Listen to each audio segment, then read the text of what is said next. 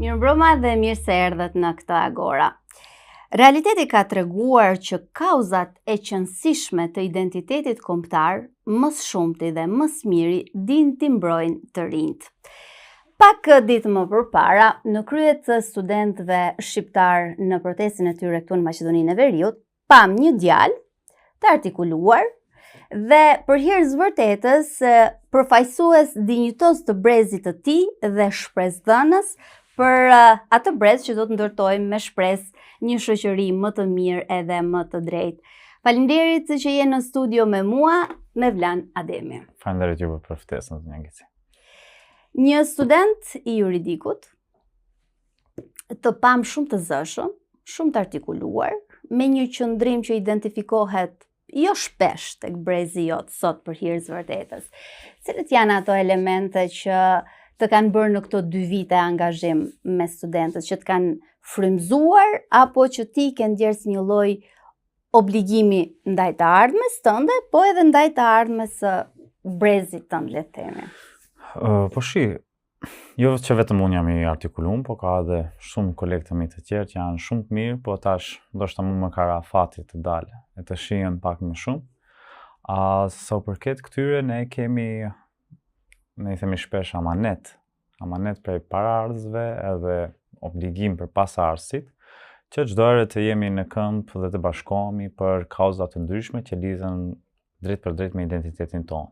Domethënë edhe kjo periudha 2 vjeçare neve na ka shërbyer edhe si një rrugtim mësimi, që të dimë se si të menaxhojmë situatat të ndryshme, se jo çdo gjë është aq e lehtë sa si duket ndoshta para kamerave, po kërkon një organizim të mase dhe një mund shumë prej kolegëve të mi.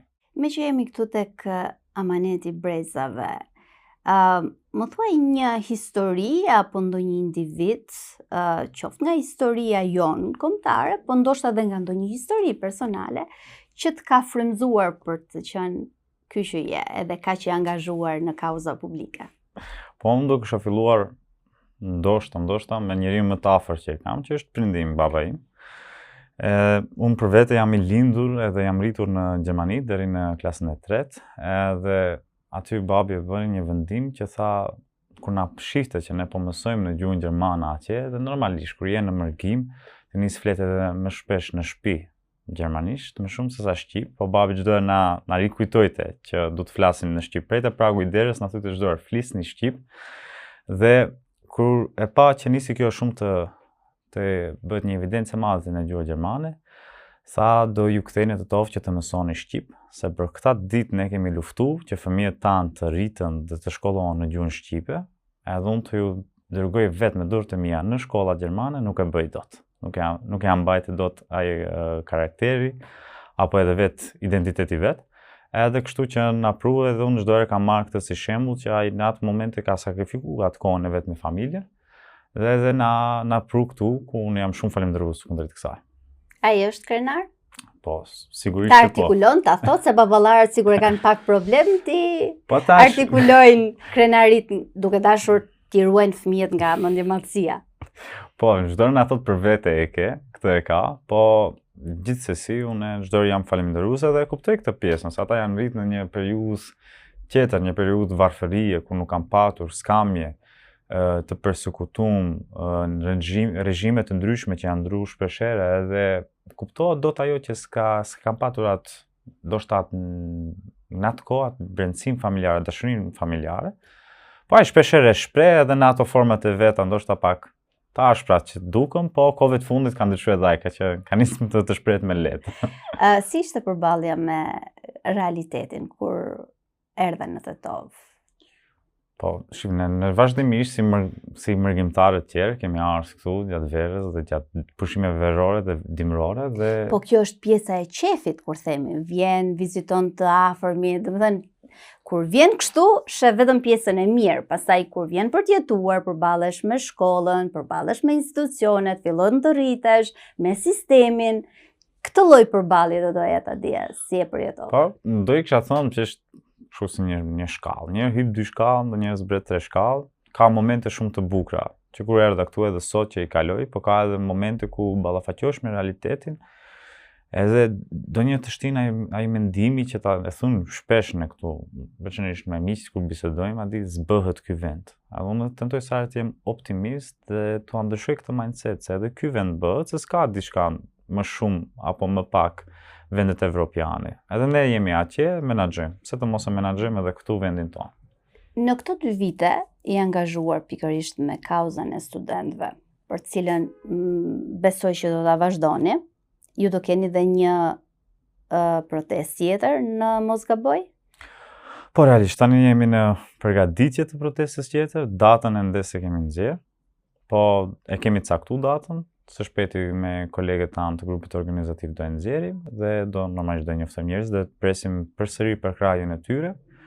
Ka pat një eufori shumë të madhe, protesta parë ishte pak më frikshme, se nuk e dinim se si do dela duke të përkrahja ajo, po pasi e pam të parën, kemi marrë pak edhe vetbesim ndoshta, dhe presim që e pam që nuk na lanë qytetarët vetë, edhe kolegët tanë të fakulteteve të tjera, që nuk e kishin atë problemin tonë, bashkë ngjejtën, edhe u bashkuan kauzës sonë, si dhe qytetarët e thjeshtë, se ta ditë kam pa ca mërgjimtar që kishin marrë rrugën të vinë në Shkup vetëm që kanë qenë pjesë e protestave studentore gjatë kohë, edhe si një, mund të them, një shkëndi shprese e kam pa atë për këtë vendin tonë.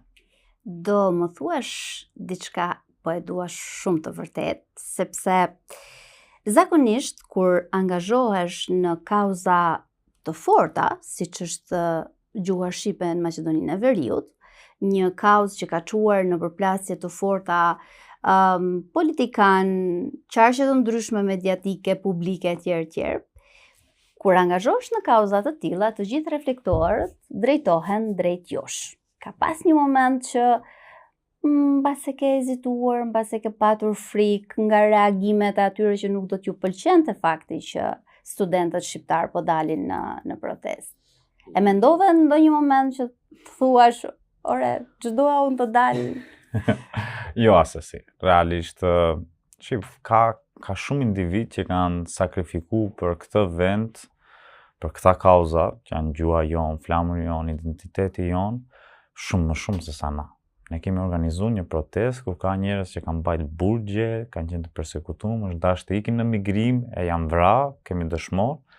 E tash nese po kemi këta trazirat e pakta, nuk është e problem, edhe veçanërisht nuk i frikëm mendimit askujt se si mendon, ndërsa di vetë që gjithçka është e sinqertë, ne do të qëndrojmë kësaj rruge. E keni ndjerë ju përkrahjen e politikës realisht, apo në momente caktuara keni parë edhe ndoshta tentativë për diku për manipulim, diku për përfitim? E keni ndjerë reale mbështetjen politike? Realisht për ta përgjigjet politike jemi çdo herë të kujdesshëm, se para se të jem partit politike apo para se të jem politikan, gjithë jemi shqiptarë. Edhe gjithë në shtëpi kur shkojmë flasim këtë gjuhë, edhe gjithë nesër në qoftë se ndahen apo ndrojnë tabor apo e lën politikën, fëmijët e tyre do e hekin të njëjtën gjë. Edhe për këtë arsye, unë për vete kam kërkuar përkrahjen dhe mbështetjen e gjithëve. Nuk mund ne dalim kundër ose pro dikujt. E ke gjetur të mbështetje nga të gjithë? Po, tash ndoshta në formë fizike jo, po në formën që kanë shpreh mbështetjen, tash në rrjetet sociale e kështu kemi pa të gjitha. Edhe jemi falënderues për çfarë do lloj mbështetje që kanë ardhur na kanë përkrahur, secili e din atë mënyrën e vetes se si mendon që është e duhur atë na mbështet. Ne kemi të rëndësishme që të mos na involvohet në punë dhe mos tentohet të bëhet ndonjë përçarje, të qëndrojmë kështu si jemi. Ne nuk jemi kundër askujt, ne jemi vetëm për gjuhën shqipe. Kaq kemi thënë. Studentët, po themi të rinjt, janë të motivuar për t'ju bashkangjitur kësaj kauze? Po them masivisht. Çdo do ekzistojë grupi studentëve që nuk e mendon veten se nuk e gjen veten aty, po fatmirësisht ndonjëherë mendon që e vet me këta mendime dhe me këta ide. Po momentin që i bën të zësh me ata, po e sheh që ka një grup të madh. Neve nuk na nevojitet aty 100.000 protestues, edhe se do ishte bukur ajo, po nuk nevojitet. Dyshimi është bërë çdo nga një pakicë që ka shikuar të ardhmen dhe ka marrë iniciativën. Edhe ne të gjithë i mirëpresim edhe besoj se mund të flas shumë, po vetë protesta e parë pa aty se sa kemi përkrahjen e kolegëve tanë dhe të studentëve, që është diçka shumë e mahnitshme. Atë ditë nuk e di, vetëm kam dhënë buza në gaz, duke i pa kolegët e mi aty pas që rritnin me plot mishe shpirt. Të ipni ishte një emocion i papërshkruar që të paktën sa kam biseduar me kolegët, ne nuk e kemi gjetur ndonjë më para, se unë e them edhe është turp të jesh student të mos dalësh në protest në 4 vitet e studimit. Domethënë ne bëm këtë, ne në këta 4 vite bëm një protestë, doli shumë bukur, e kemi këtë ndjenjë edhe të paktën mund të them edhe ne fëmijëve tanë. Siç na thuan prindërit tanë, ne kur kemi qenë si u kemi protestuar, kemi kërkuar të drejtën, të paktën ne do mund të abartim këtë pasardhësve tanë. Se shpeshherë bëhet ai koncepti studentët të rinj duhet ta bëjnë ndryshimin. Studentët të rinj u bashkuan, janë në rrugë, po duhet edhe qytetarët e thjeshtë që nuk na lanë vetëm përsëri të dalin pas neve. Këtë periudhë të kam parë që ke bërë goxha takime, vizita me personalitete të ndryshme të politikës jo vetëm në Maqedoninë e Veriut, por edhe jashtë saj. Si ka qenë reflektimi që ke ndjerë ti në këto takime, qoftë në Shqipëri, qoftë në Kosovë, që kanë qenë takime me njerëz me influencë publike për hir të vërtetës? Zonja Geci, unë jam shumë falënderues që na pritën, edhe ndoshta ndonjëherë presim shumë nga politika ndërkombëtare, si që edhe presim shumë nga politika e Shqipërisë apo e Kosovës, por e pam se me këtë vetë iniciativë shumë shpejt arrihet zëri jon të ndëngjohet. Edhe në Shqipëri ne u pritëm, të them drejtën, nga 4 ministra aty, që nuk ndodh dot. Për një ditë kam takuar 4 ministra, të cilat gjithë me shumë vëmendje dhe shumë përkushtim na ndëgjuan dhe tentonin të jepnin zgjidhjet e tyre normalisht diplomatike që i mendojnë ata se mund të arrijnë për të na ndihmuar. Kështu që unë jam shumë falënderues kundrejt Shqipërisë. Edhe njëri prej ambasadori Mejdani ka qenë kështu krah i jon mbështetës, që nga fillimi, që para 2 viteve, kur ne nuk mund të arrijnim qasje, ai ne mundsoi ato takimet e para dhe për ato nuk mund të them diçka negative kur nuk ka negative. Vetëm mund të jem falënderues dhe t'u them që ta vazhdojnë kështu si e kanë nisur. Normalisht presim edhe të njëjtën nga shteti tjetër fqinj që e kemi këtu Kosovën, që është edhe ajo një shtet shqiptar, që edhe ata të reflektojnë dhe të na dalin në përkraje. Se është, kam thënë edhe absurde pak të kesh 2 shtete shqiptare në kufi me Maqedoninë e Veriut, të kesh 30%, edhe mbi 30% të popullsisë shqiptare në Maqedoninë e Veriut, edhe të kemi kësaj lloj probleme. Duhet të ketë një qëndrim që shqiptarët janë të barabartë në këtë vend. Edhe jo ashtu mindseti siç e shohim tani nga disa funksionarë ku shohin të papranueshme apo pa parashikueshme të drejtat e shqiptarëve apo zbatimin e tyre. Maqedonia e Veriut është shtet i përbashkët. Nuk është shteti maqedonasve dhe kjo mindset ndoshta edhe tek ne duhet të ndryshohet, se ka edhe për atyre miqve apo kolegëve të rinjve që i takoj që thuan po Maqedoni, duhet ta kuptojmë që Maqedonia është e maqedonasve. Jo. Unë jam i lindur, kam stërgjyshrit e pararësit të mi prej këtu, prej këtij vendi, prej këtij trulli, edhe ata të gjithë miqtë e mi e kanë njëjtë. Tash kush qeveris, kush nuk qeveris, ne nuk mund ta ndrojnë atë. Unë jam shtetas i Maqedonisë së Veriut, dhe kam të drejtën të jem i barabartë në këtë vend. Nga takimet që ke pasur, këto që përmende në Shqipëri, dhe që jam e sigurt që do kesh bërë xheloz goxha figura politike të rëndësishme se ke takuar 4 ministra për një ditë, kështu që pak mund ta kenë pasur këtë mundësi. E ke ndjerë ti se në Shqipëri ka një njohje reale për realitetin e shqiptarëve në Maqedoninë e Veriut? Pra, kanë ata mjaftueshëm informacion, po them informacion të vërtet, informacion të saktë, jo një informacion që mund të çohet nga individ me interesa të caktuara. E ke ndjerë ti që ata vërtet kanë edhe informacion, po edhe interes për ta pasur këtë informacion për shqiptarët e Maqedonisë së Veriut? Ndoshta informacionin deri para ca viteve nuk e kam patur, po tani sa i takova dhe sa bisedova me njerëzit atje, me shqiptarët e Shqipërisë, unë e pash që kishin shumë interes, edhe bashkëngjenin në mënyrë pa përshkruar me ne këtu, se ata nuk mundin ta imagjinojnë se si ende ne nuk mund të funksionojmë në gjuhën tonë amtare, se si flamuri jon paraqet diçka problematike, ata janë disa probleme që ata nuk i kanë hasur, edhe po ju duket e dhimbshme kjo gjendja jon këtu. A duhet ndoshta mediumët më shumë ta bëjnë? Ne kemi gjatë kohës që isha atje, kam qenë edhe në disa në 10 mediume edhe para edhe pas protestës njëjtë. Edhe besoj se ndoshta është ngritur pak ai niveli pas kësaj. Çka pash atje të paktën atë çka e pash ishte që bashkëngjenin edhe kur e kryta atë panelin aty, shumë shqiptarë erdhën aty dhe më përgëzuan dhe shprehën për krajën që dhe tani ata gjithë një numër i madh i studentëve dhe njerëzve kështu të aktivista qytetar kanë shprehur presin lajm për me që kur do të paraqesim datën e protestës që të vinë të na bashkangjiten. Normalisht ky fakt neve na gëzon shumë që nuk kemi lënë vetë nga ajo ana ndaj. Ky është një realitet i perceptimit të shqiptarëve të Shqipërisë kundrejt shqiptarëve të Maqedonisë Veriut. Ndonjëherë duhet jetë një perceptim edhe i mirë kuptuar se shqiptarët e Shqipërisë çështjen e gjuhës kanë shumë vite përpara që e kanë mbyllur si çështje. Megjithatë, ata që bashkëndajnë në heshtje apo të artikuluar, të thëna apo të pathëna, ata që e bashkëndajnë të rrugtim janë padyshim edhe të rinjt Maqedonas. Si shefti raportet me ta? Janë ata kaq të mbyllur, kaq refuzues, kaq mos pranues të këtij realiteti të pandryshueshëm të Maqedonisë së Veriut, pra që është një shtet multietnik dhe qetësia e funksionimit të këtij shteti varet se sa të qeta dhe korrekte do jenë raportet me elementin shqiptar. Do kisha dashur të Apo i kanë edhe ata këto ngarkesat e brezave para tyre? Do kisha dashur të them që po ata një numër i madh për atyre bashkëngjejnë me ne dhe duan të kenë duan të na mundsojnë këtë të drejtën që e kemi të garantuar, por realiteti është që është një numër shumë i vogël. Edhe ai numër i vogël të paktën për atyre që i njeh këtu nga Tetova që i kam miq, të paktën ata edhe kanë këtë kompleks që nuk frikën të dalin publikisht. Sepse mund të refuzohen nga komuniteti i tyre. Po.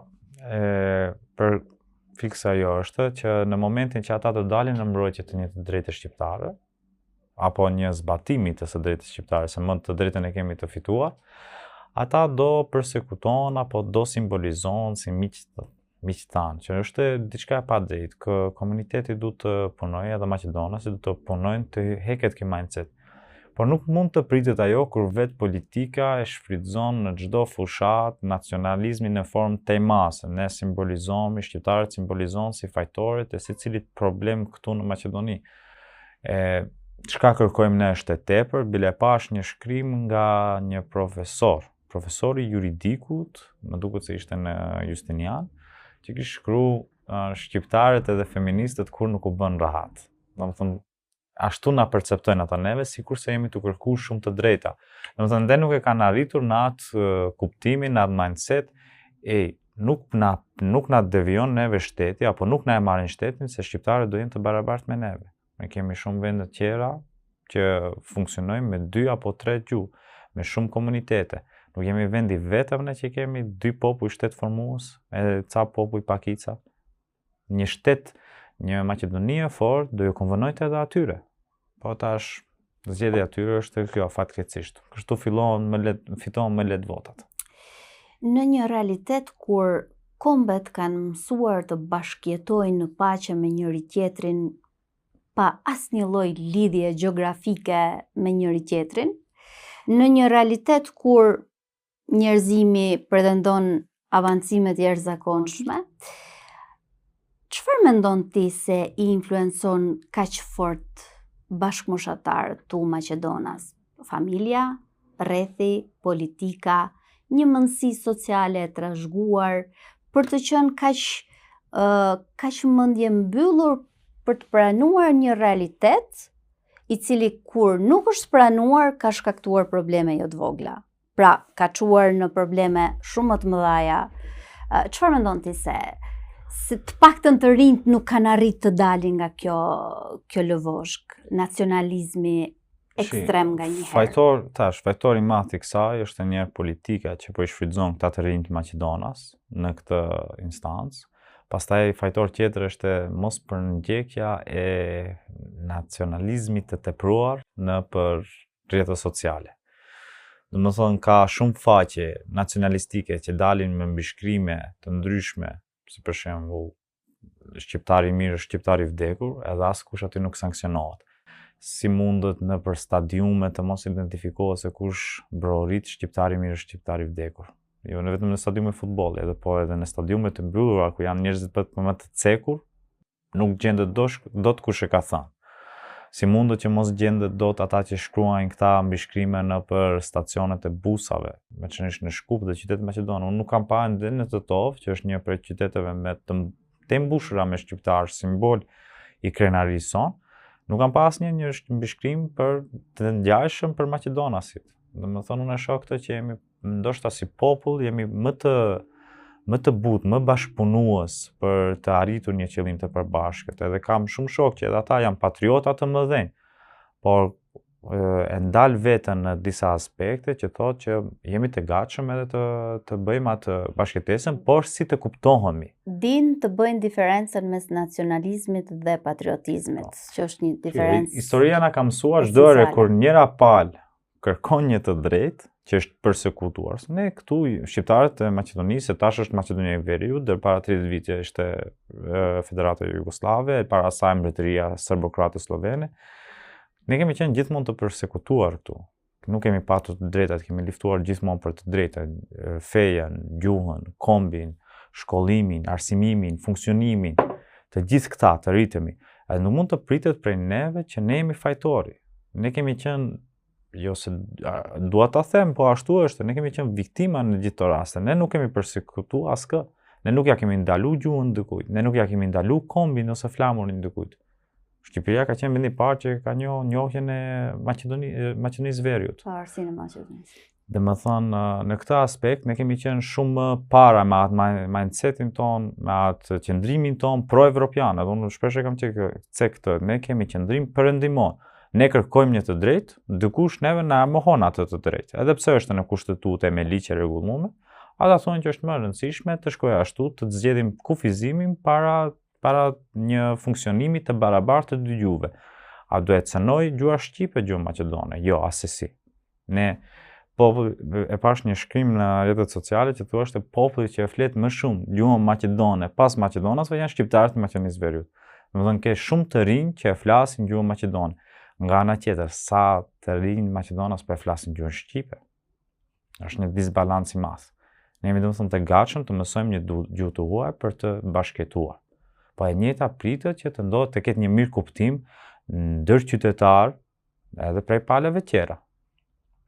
Sa shpresë keni ju se do t'i arrini t'i plotësoni kërkesat tuaja me këto iniciativa studentore, kur po mi përmend të gjitha këto që lidhen të gjitha me një mendësi konstante refuzuese? Mendoj që shpresa është aty, derisa ka patur një numër të madh të studentëve, një numër të madh të qytetarëve, aktivistëve që kanë qëndruar pas neve, krah neve, mendoj se do bëhet. Kërkesa për provimin e respondencës do arrihet dhe kjo do vendos një rast precedent për zbatimin e gjuhës shqipe kur është mohu nga një ministër. Kjo do mundsoj se nuk është vetëm provimi i respondencës, ndoshta jemi kufizuar pak veten të kjo, po kjo nisi si një çështje simbolike. Në fakt janë të gjitha provimet shtetërore. Është provimi i respondencës, provimi i notarisë, provimi i avokatisë, provimi për përmbarues, akademia për gjykatës dhe prokuror. Edhe pse ligji thotë mund të funksionojnë procedurat gjyqësore në gjuhën shqipe, akademinë e kanë në gjuhën maqedone. Kjo është për aspektin e drejtësisë. Të gjitha licencat e psikologjisë jepen në gjuhën, specializimet e psikologjisë jepen në gjuhën maqedone. Të gjitha provimet për auditor, punë me letra me vlerë, punë si kontabilist maqedonisht. Licenca për urbanizëm, për studentët e arkitekturës, maqedonisht. Domethënë ka një sferë shumë të madhe. Ky rast jon do vendoj një rast precedent që do mundsoj edhe këtyre kolegëve të hyjnë në provimet e tyre në gjuhën e tyre amtare që kanë studiuar. E di çfarë mendoj unë që ka të bukur, aq sa mund të themi nëse ka diçka të bukur, një situatë e tillë që krijon çështje të tilla, kauza të tilla që nxjerr në pa një grup individësh.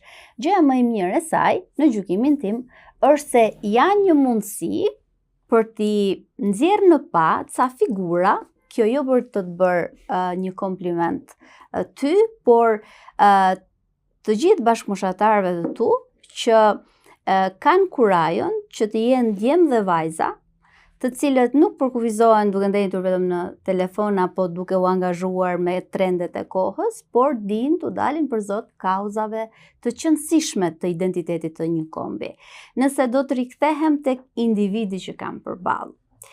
E ardhmja mes një artikulimi politik dhe atij juridik, cila do të ishte që do të prevalonte në zgjedhjet e tua, në gjykimin që ke tani, se tani po e shikon se si është të menaxhosh me një audiencë të madhe, me një vëmendje të madhe. S'është lehtë. S'është lehtë.